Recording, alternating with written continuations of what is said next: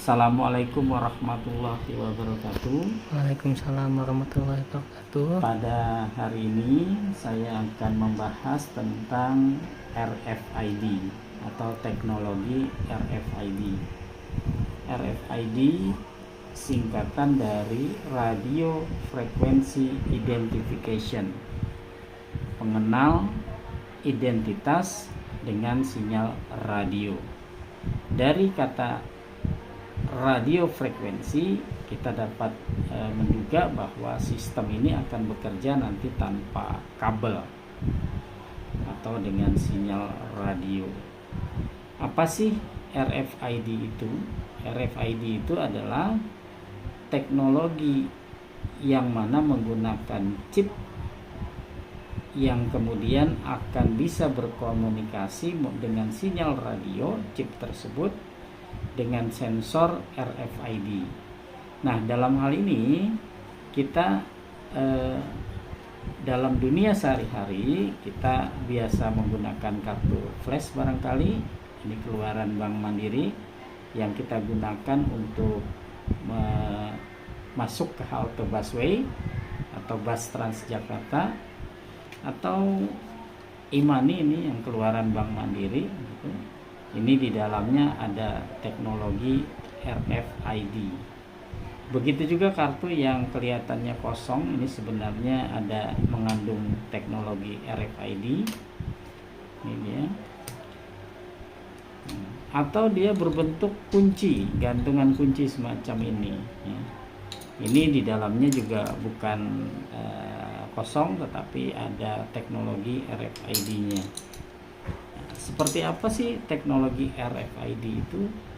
Nah, pertama-tama kita nanti akan membuat rangkaian dengan menggunakan Arduino Uno, di mana dia ini Arduino Uno, kemudian menggunakan sensor RFID, kemudian outputnya nanti kita kasih relay untuk menggerakkan semacam solenoid yang dia akan bisa maju mundur, bisa berfungsi sebagai kunci pintu atau box. Misalkan ada box yang harus kita kunci, nanti kita buka dengan RFID. Jadi kalau dia dengan RFID, kartu RFID yang cocok, dia akan menarik sehingga bisa membuka box atau kunci pintu, grendel pintu. Nah, kalau pada saat tidak diberi tegangan, dia akan lepas, mengunci kembali seperti ini. Jadi mundurnya grendel kunci ini dengan listrik yang digerakkan oleh RFID. Tadi kita sudah bicara RFID dalam bentuk kartu. Nah, untuk lebih memudahkannya, saya membuka bagian dalam dari gantungan kunci ini untuk melihat isi dalamnya sesungguhnya seperti apa. Ini dia. Ini bagian dalam dari RFID yang berbentuk gantungan kunci. Yang pertama, dia mempunyai chips elektronik di sini.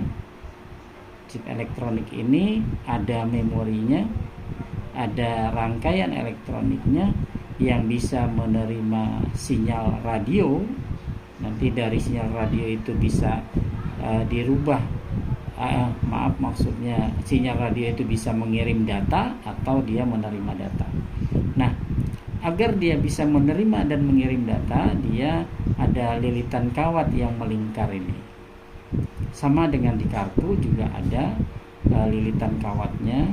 Yang lilitan kawat ini mempunyai dua fungsi. Satu fungsi adalah untuk menerima atau mengirim data dari kartu atau gantungan kunci ke sensor RFID. Fungsi kedua adalah dia sebagai transfer energi atau tegangan atau daya listrik.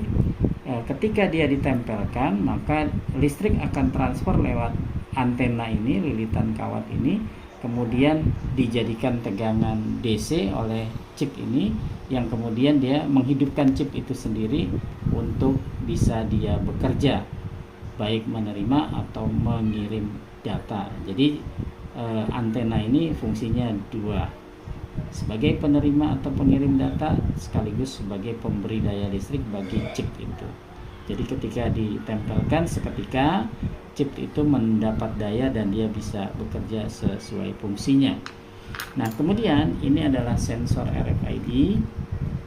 Sensor RFID ini dia ada lingkaran-lingkarannya yang juga antena. Jadi antena ketemu antena, sehingga tanpa kabel dia bisa saling bertukar data, sekaligus untuk sensor ini mengirim daya listrik.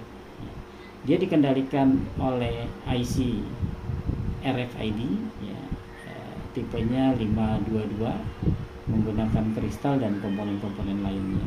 Kemudian kabel-kabel yang dihubungkan padanya cukup banyak, ada tegangan positif, ada tegangan negatif, tapi besarnya hanya 3 volt. Ini kita harus berhati-hati, IC yang ada pada dia hanya bertegangan 3 volt. Karena itu ketika dia perlu diberi tegangan listrik lewat kabel ini, maka dia tidak boleh mengambil titik 5 volt pada Arduino Uno, tetapi harus mengambil titik 3,3 volt.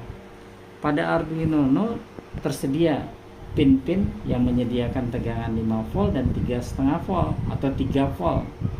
Nah, oleh karena itu kita tidak boleh keliru, kita harus mengambil titik tegangan sumbernya bukan 5 volt tapi 3 volt dari Arduino. Kemudian kabel-kabel yang lain ada beberapa, di pause dulu. Untuk sensor RFID ini kaki-kakinya cukup banyak yang harus dihubungkan ke Arduino-nya. Nah, kita lihat di sini bahwa kakinya tidak sedikit. Apa saja kakinya? Baik, kita lihat di sini. Yang pertama plus VCC, ini 3 volt atau 3,3 volt. Kemudian kaki RST reset, kemudian kaki ground, kemudian interrupt request, ini IRQ, ini tidak digunakan dalam hal ini. Kemudian ada kaki MISO. Apa ini kaki MISO? Nah, bisa dipelajari kemudian. Kaki MOSI, kaki SCK, dan terakhir kaki SS ya. Apa fungsinya kaki-kaki tersebut? Di sini digambarkan pada datasheetnya. Modul ini menggunakan IC MFRC 522 sensor ini. Yang pertama VCC tadi menggunakan tegangan 3,3 volt atau 3 volt bisa. Kaki RST reset. Kemudian kaki ground, interrupt request, ini tidak digunakan dalam hal ini. Kemudian kaki MISO, kemudian kaki MOSI ya, MOSI ini kan singkatan dari master out slap in. Nah, kemudian selanjutnya kaki SCK serial clock dan kaki SS atau SDA. Nah, pada hubungan proyek kita kali ini, hubungannya adalah sebagai berikut. Pertama, VCC kita hubungkan dari 3 volt di Arduino, kita hubungkan ke VCC atau tegangan sumber dari sensor. Kemudian titik RST tadi yang ada pada sensor kita hubungkan ke Arduino pada titik 9. Jadi B9, data 9 dari Arduino. Kemudian kaki groundnya kita hubungkan dengan ground di Arduino. Kaki MISO kita hubungkan dengan kaki 12 di Arduino. Kaki MOSI dari sensor kita hubungkan dengan kaki 11 pada Arduino. Kemudian kaki MOSI kita hubungkan dengan kaki 11 tadi.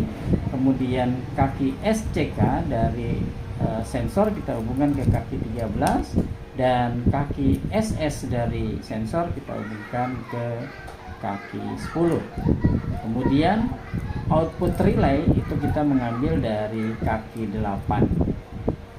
Bisa dikembangkan kalau misalkan menggunakan buzzer, bisa digunakan kaki yang lain. Nah, apa yang tadi saya sebutkan bisa disorot di sini.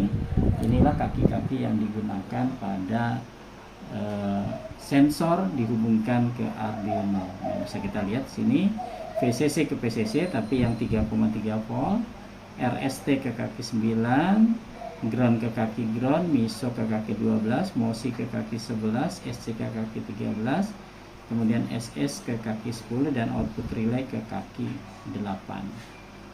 Programnya ini nanti bisa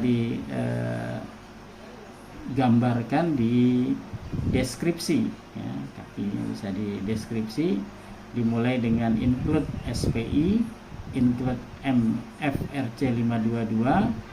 Ini adalah library dari sistem komunikasi serial dan library dari sensor RFID tadi.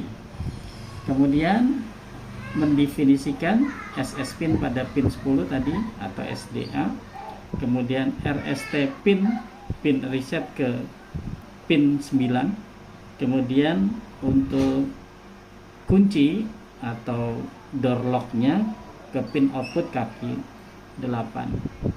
Nah, secara ringkas pada program ini setiap kartu, setiap kartu ini punya identity, nomor identity yang berbeda atau identitas yang berbeda dengan kartu lainnya. Pada program ini juga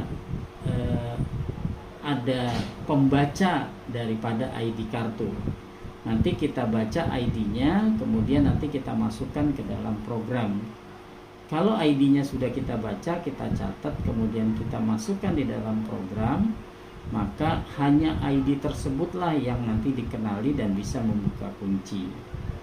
Nah, nanti kita lihat bagaimana membaca ID setiap kartu itu.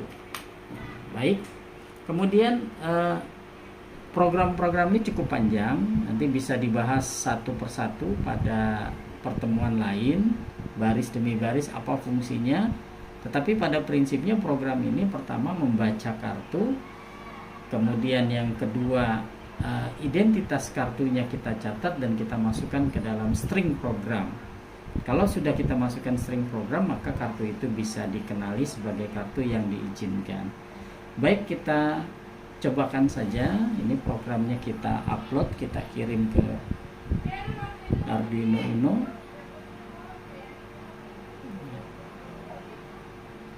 Baik, kita kirim kembali, compiling, uploading ya, dan uploading. Baik, ini sudah terkirim. Kita akan coba membaca kartu ini, ID-nya, dengan menu dari tools, kemudian serial monitor. Nanti dari sini kita bisa membaca ID yang ada pada kartu tersebut.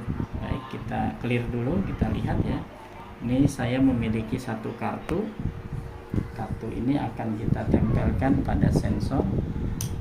Iya, itu terbaca pada layar. UID tag A3009F1A. Ini adalah ID dari kartu yang saya tag pada sensor, di mana kartu itu mempunyai ID sebanyak 8 digit dalam bahasa heksadesimal. Itulah ID-nya. Kalau ID ini kita catat dan kita masukkan ke dalam program, maka kartu ini bisa digunakan untuk membuka kunci. Tapi kalau ID-nya tidak kita masukkan dalam program, dia tidak bisa membuka kunci. Di sini saya tambahkan dalam program kartu tidak dikenal. Artinya kartu ini belum kita masukkan ke dalam daftar ID-nya. Berikutnya kita coba yang lain. Ini kartu yang lain, kita lihat. Iya, D612222B, kartu tidak dikenal. Kemudian yang putih berikutnya ini kita tempelkan. Ya, kartu ini dikenali dengan ID 13E46B1B. Kita lihat di sini rangkaian bekerja, artinya output mengeluarkan sinyal, dan dalam hal ini slot bergerak ketika kita tempelkan. Kita lihat, iya, slot bergerak, artinya kartu dengan ID 13E46B1B ini sudah ada di dalam program. Kita lihat ya, kita kecilkan layarnya. Nah, ini dia 13E46B1B. Kita masukkan pada string card 4. Jadi ada 4 buah kartu nanti yang dikenali oleh program karena sudah kita masukkan. Sebelumnya kita membaca dulu ID-nya. Baik, yang lain kita coba. Ini kartu RFID e-money keluaran Bank Mandiri, kita coba. Oh, ternyata kartunya tidak diakui ya. Tidak diakui. Baik. Kemudian kita coba yang lain, ini yang flash.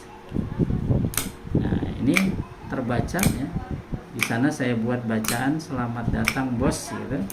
Kartu dengan ID 13 maksudnya 13E46B1B itu sudah saya daftarkan di dalam program.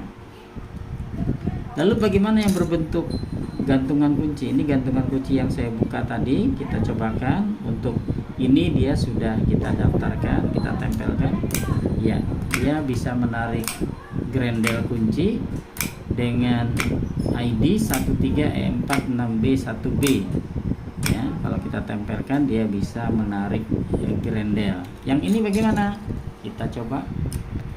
Oh, ternyata tidak dikenali gantungan kunci yang ini. Yang ini kita coba, juga tidak dikenali karena tidak kita daftarkan. Yang ini kita coba.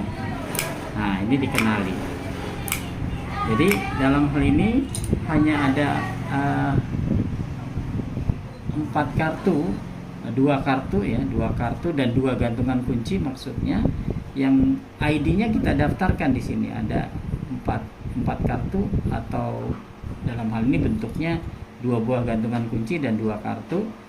Intinya ada 4 ID yang kita masukkan dalam program yang nanti akan dikenali oleh program, oleh Arduino, sehingga dia bisa untuk menarik grendel.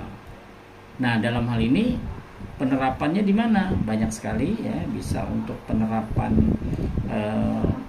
membuka kunci rumah dengan RFID. Silakan saja mau yang daftarkan yang mana, itu bisa didaftarkan mana yang berhak untuk masuk dan tidak masuk ke rumah dengan RFID. Bisa juga untuk kunci locker misalkan di kantor, di sekolah dan lain sebagainya. Nah, bisa juga untuk keperluan lain, misalkan hanya bisa menyalakan listrik dengan kartu RFID yang kita gunakan. Hanya bisa menyalakan pompa dengan kartu RFID yang kita daftarkan. Dan seterusnya, banyak sekali penggunaannya, termasuk misalkan saya ingin menyalakan sepeda motor dengan kartu RFID yang saya daftarkan. Bisa dilakukan itu. Selain dengan kartu itu dia tidak bisa untuk menghidupkan sepeda motor. Nah, dengan cara seperti itu maka teknologi RFID itu bisa digunakan secara maksimal untuk keperluan pengamanan atau security. Nah, untuk sumber tegangannya dalam hal ini perlu kita tegaskan kemarin. Nah, untuk Arduino di sini boleh menggunakan 5 volt. Dia 5 volt dengan arus yang kecil sanggup buat Arduino untuk sensor dan untuk relay.